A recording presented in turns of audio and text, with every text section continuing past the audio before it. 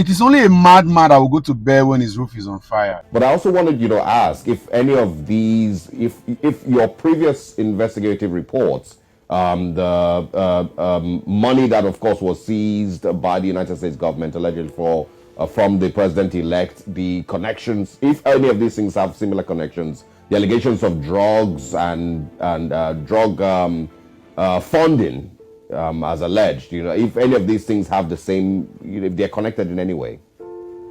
Yeah, they definitely are connected. It's all the same story. And it's a story of someone whose entire past, whose entire history is mired in this wall of controversy, this wall of silence. So you have someone who has questions surrounding source of income. You have someone who has questions surrounding potential identity theft. You have someone who has questions surrounding false work history claims, false academic history claims, false declarations on sworn statements, who for whatever reason chose to obtain citizenship, and not just citizenship and hold a passport, a diplomatic passport of Guinea, which is possibly which is now possibly West Africa's closest thing to a narco state. I mean, just a few days ago, it was reported that 1.5 tons of cocaine was seized in a ship that was docked at a port in Guinea, destined for Europe, because that's the route now. So the global cocaine trafficking routes going from South America to Europe goes from Brazil to West Africa, using countries like Guinea especially, and then on to Europe. So of all the countries, someone who has been linked credibly to drug trafficking before, of all the countries to obtain citizenship of and to hold a diplomatic passport of, why was it that one specifically? These are questions that must be answered. Without fear or favor, the roof of this country is currently on fire. The roof over this country is on fire. And it's not just that. The foundation is being shaken, as in terribly shaken. When I say foundation, I'm talking about the foundation of laws, of our constitution, of our customs, of our traditions, of norms, of our principles and values, of our integrity as a nation is being shaken as I talk. Everything we had once fought against, tyranny, dictatorship, military, I'm talking about lawlessness, bad characters, infesting into our governance and political space, they are all being attacked at the moment. The constitution is being compromised. The doors of this country, the entry and exit doors, the entry and exit points of this country is again shaking. The windows that allows for ventilation for us to be able to breathe as a nation, I say is on fire as well. And that's why you see that Nigerians are choking. There's never been a time where people have wanted to run away from this space. It's choking. We can't breathe. The nation cannot breathe. Its citizens cannot breathe. Why? Because we have allowed a party to install a character that do not have integrity, that is not honest, that is insincere, that his hands have been soiled with a lot of crimes, to fly in his flag, and over he has turned this country into look at how much of a laughing stock we are in. Every day there's a revelation. So I'm asking, what is it that Tinubu has not done? What crime has this man not committed? What evil has he not done? What have you not perpetuated? Whether I like it or not, we have a victory already. And the victory is that in the future, no political party will toe the path of APC. They will investigate. It's not just enough to check for whether you're a Nigerian or you have certificate that you claim you have. It's enough to check whether you have integrity, whether your character is without blemish, whether or not you have soiled your hands with crimes and illegality. Those will be what screening would be all about in the future. No party want to. The party now is at the verge of losing its relevance in this country because they gave their ticket to a man that is wrong. I say without fear or favor, Tinubu is wrong. And so when I first saw the news of a reportage of Tinubu's involvement with Guinea, right? I thought it wasn't going to be so much of buzz. Okay, there's nothing this man has not done. Let's just let it slide. Until seriously, as I talk to you, investigations have revealed that the man has acquired a Guinean passport. He's a citizen of Guinea. And some Agbadorians who do not have sense, they are saying that you can be citizen. Listen, the problem is not with dual citizenship. The problem is, did you declare it at the point of filling your ANEC form? If you didn't, that's perjury. Perjury is a lying on an oath. That's perjury. Those of you that have done affidavit and before all this, you know what this means. And it's a serious crime. You lied because you don't want that part. And suddenly, as I talk to you, you're going to see the video. The video Odonyi had an extensive interview where he exposed a lot of these things. I'm proud of Odonyi. I'm proud. I'm sure that APC messed with wrong generation. Watch this video. And there is a video that I attached to it of a 2013 visit of a senior citizen of Guinea. Oh Lord. It's embarrassing though. Can you imagine? There is a Nigerian who doesn't have any attachment, any affiliations with Guinea, suddenly rises. I don't want to even delve into all the analysis of whether or not Guinea is, what Guinea does, the drugs issues related to Guinea, and all the involvement that Tinubu has had in even supporting and his influence in the last elections of the current president of Guinea. I don't want to talk about that for now. The fact is, we have a problem at hand. We have to deal with it. Watch the video and share this video. I don't know how long we are going to remain here, but these videos will continue to be the voices that we have added to the fact that this is an illegitimate person, illegitimate election, wrong by all standards, all moral compasses and integrity quotient, wrong. We should not allow this to stand. The constitution of this country should uphold the tenets and will of and spirit of this nation. There is no explanation whatsoever why Tinubu's presidency would stand. No explanation. Let's forget about the election. This man doesn't even deserve to be in the seat of power in the first place.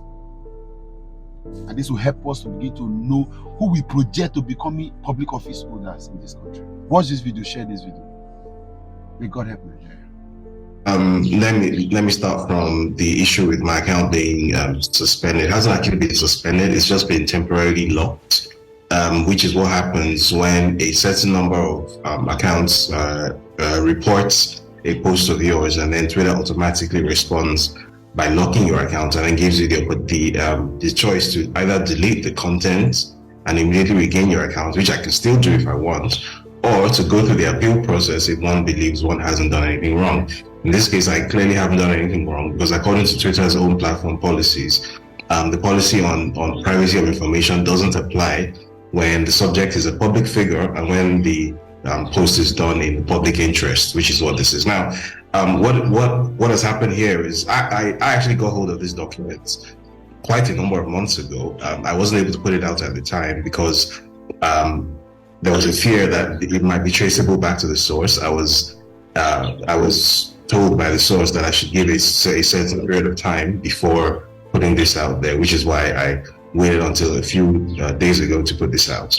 And what this document proves beyond any conclusive shred of doubt, of reasonable doubt, is that the president-elect has in fact committed the crime of perjury, which is lying under oath. Now, on his INEC EC9 declaration, which is essentially a sworn affidavit stating one's intention to run for president, there are several questions that are asked on the affidavit. One of them is, have you ever obtained citizenship of another country? And on the INEC EC9 form, he ticked no.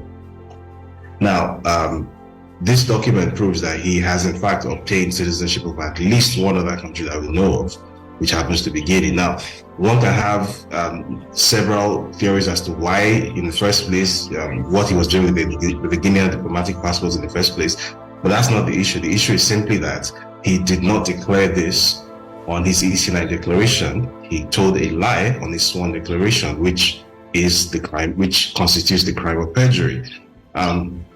On the same EC9 form, there are at least on at least three other instances on the form. There are other things which can arguably be constituted as perjury, but this is by far the most obvious one, which is why I think it has elicited the kind of reaction that it has.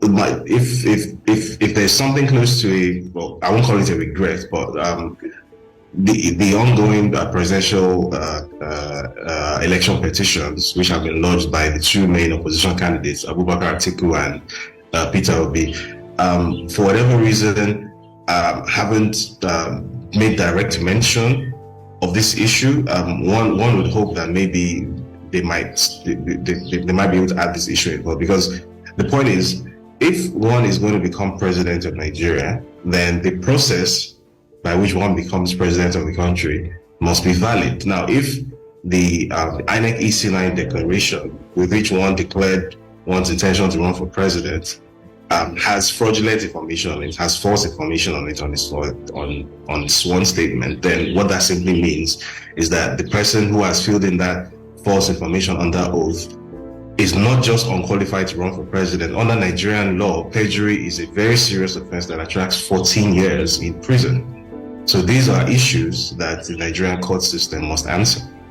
David, what do you expect, would be the response? I know you would definitely not speak for them, but I've seen interviews where, for example, the former governor of Lagos State, was asked, similar question concerning the Guinean citizenship, and he seemingly answered a different question.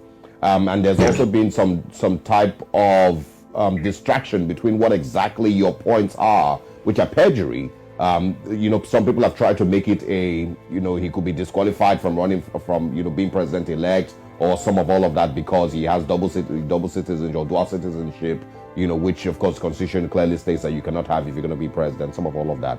So what do you expect will be the response or the outcome of some of all of this, And I'm saying that also because we've seen in the build up to the elections, before people even went out to vote, that you had put out, other reports, investigative work that didn't seem to deter a lot of Nigerians from whatever decision they were going to make, towards the election. So how do you think this will turn out? The reaction, first of all, from the APC and from, the president-elect's camp, and generally what this would end as? So first of all, I don't expect that there will be a reaction or a direct reaction from the APC. Judging from what the reaction was, in fact, which was to report my Twitter account, it seems to me that what the APC is going to do is just stick their fingers in their ears and hope that people stop talking about it and hope that it goes away.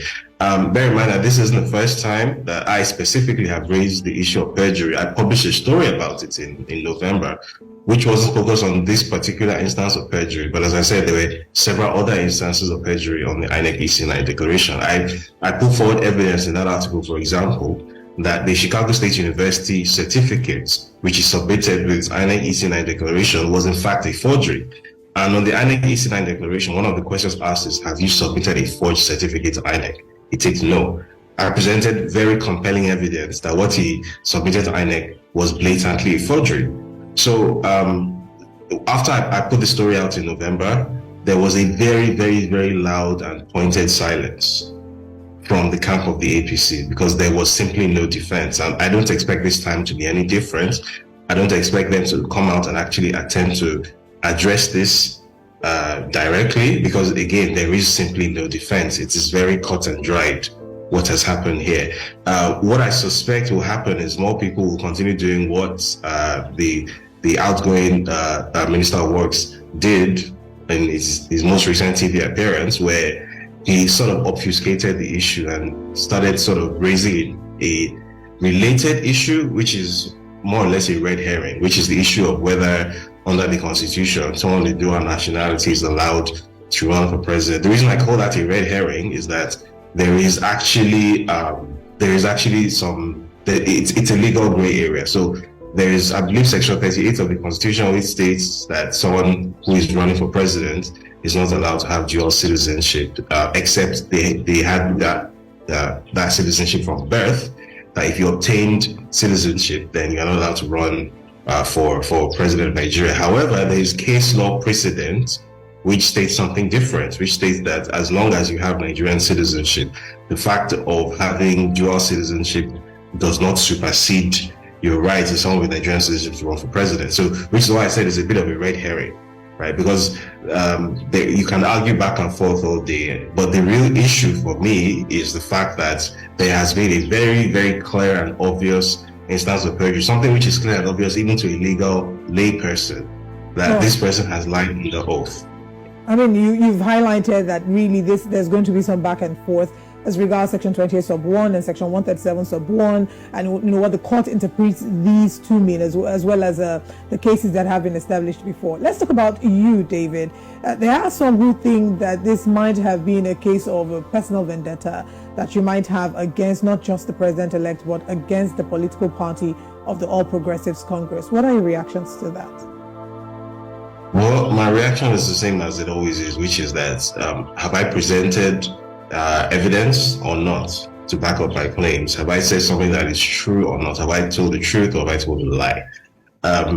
So far in my 4+ years of independent frontline investigative journalism, there is yet to be a single instance where someone has successfully proven that something I put forward in a story or something, a story that I have broken is false in any way, or has successfully taken me to courts or anything like that. That is yet to happen in just over 4 years of practice. So I think that tells a story on its own. So if anyone believes that this is the product of a personal vendetta or whatever, again, I think of that as a red herring. I think of that as a distraction, because the real issue is it true or is it not true? I presented evidence. I have presented evidence in this case. So the question is that Guinean diplomatic passport, is that document authentic or not? That's the question the APC should be answering, not whether the motivations of the person who put that into the public domain are what they would like it to be or not. Yeah, let's now, also talk about, who you expect to take this information that you put out and run with it. If the APC, of course, like you said, you expect that there would be silence from the All Progressive Congress camp and, of course, from the president-elect's camp. Who would you expect to run with it? There is, and that's the initial, why I asked the initial question, like when you see things like this, you would expect that this would be the biggest story across the country. There would be conversations about this, because Nigeria has gone through its electoral process. There's, of course, tribunals, of course, that are going to be coming up in just a short while. So who would you expect to run with this information, and do you think that they will, from what you understand and what you know about Nigeria?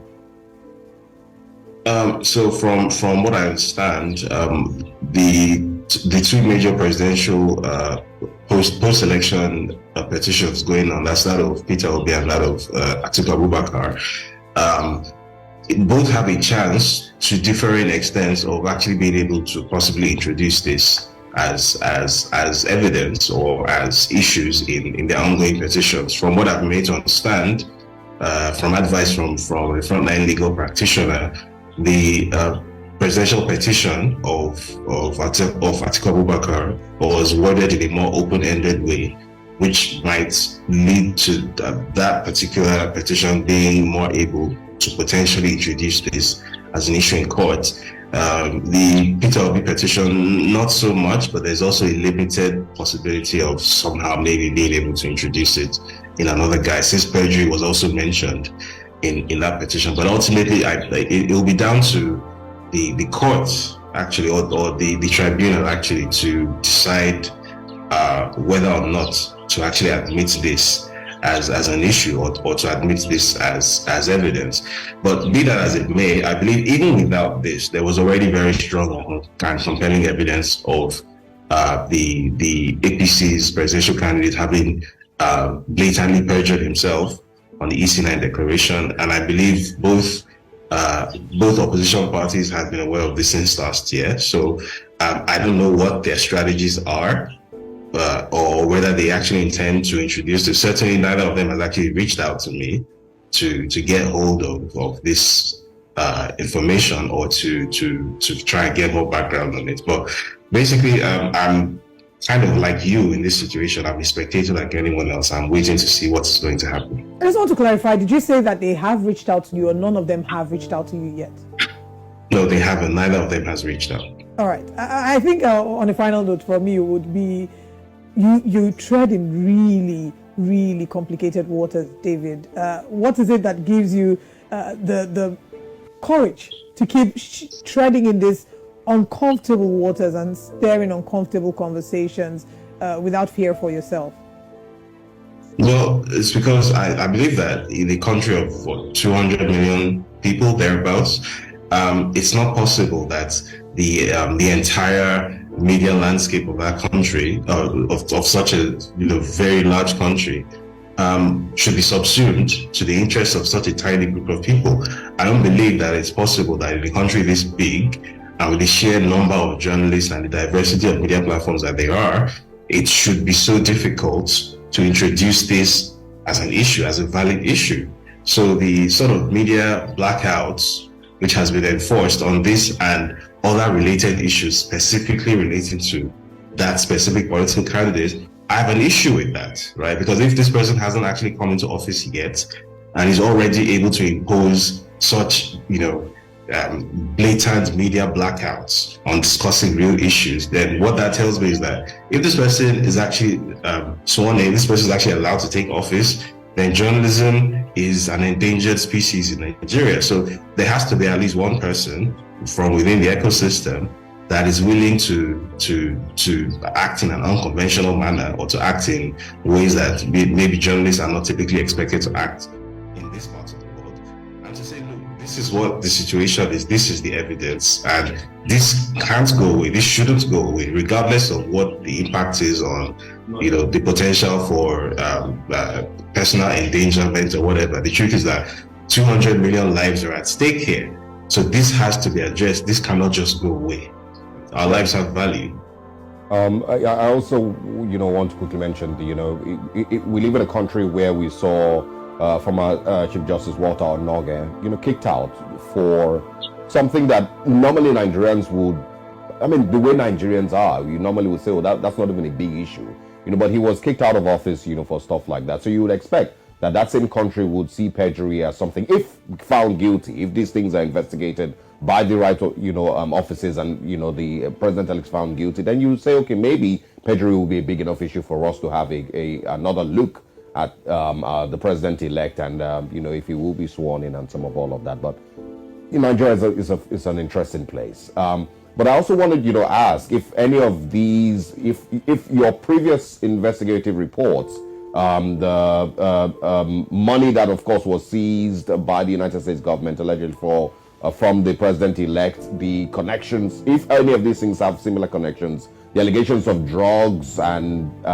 drug funding as alleged, if any of these things have the same, if they're connected in any way.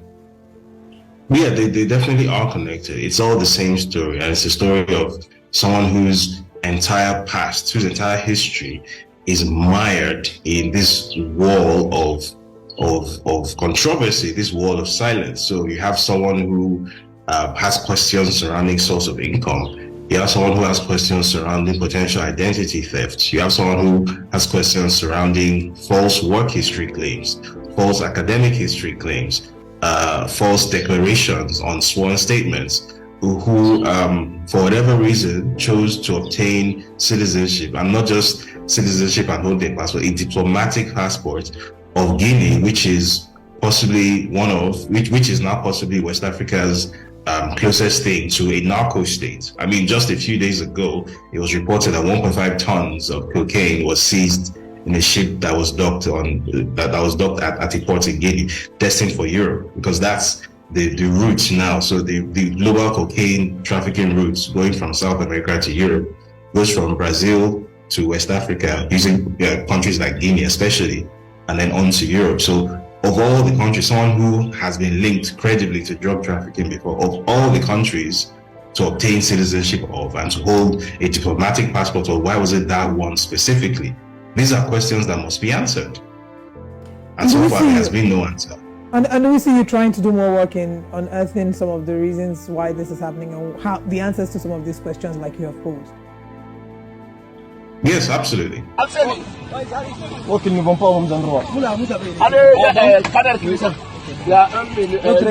Le deuxième est parti aussi. Le deuxième est parti. Hein?